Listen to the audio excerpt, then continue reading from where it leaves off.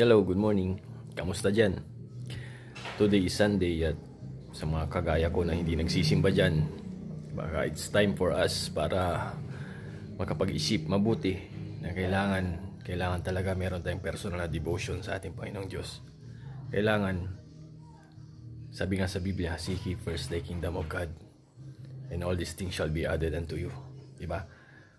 Minsan, ang dami nating hinihiling sa Kanya. Parang ako, ang dami kong hinihiling, ang dami kong pinagdarasal, ang dami kong nais magawa, ang dami kong kailangan. Pero hindi ko naman maibigay yung kakarampot na oras na para sa Kanya. Sabi nga ni Cesar, di ba? Sabi ni Lord Jesus, ibigay ang para sa gobyerno, ibigay naman ang para sa Diyos, di ba? Pero may naibibigay ba tayo para sa Kanya? Wala, di ba?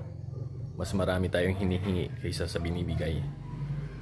Hindi ko sinasabing naibibigay ko yung para sa Kanya. Ako rin mismo hindi ko naibibigay. And today is Sunday. Gusto ko lang mapagtanto ito. Tayong lahat mapagtanto natin na napaka-busy natin sa maraming bagay. Pero yung lumikha, Creator of the universe, the whole world, Creator of living and non-living things, hindi natin mabigyan ng papuri, hindi natin mabigyan ng parangal. Dapat nga araw-araw pinaparangalan natin ang lumikha sa atin eh. Pero yun yung masakit na katotohanan na wala tayong time. Kasi more on self lang tayo, more on sa mga dreams lang natin nakafocus, more on family, more on sa trabaho. Hindi natin alam na may isang Diyos pala na kaya hawak niya ang ating buhay. Paano na lang kung pinabayaan na lang tayo ng Diyos?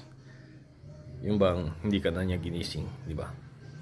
So, napakarami mong plano, napakarami mong ipon, napakarami mong pera, napakalakas mo. Pero paano kung nakapag-desisyon ng Diyos na bukas hindi ka na magigising? Di ba? Wala.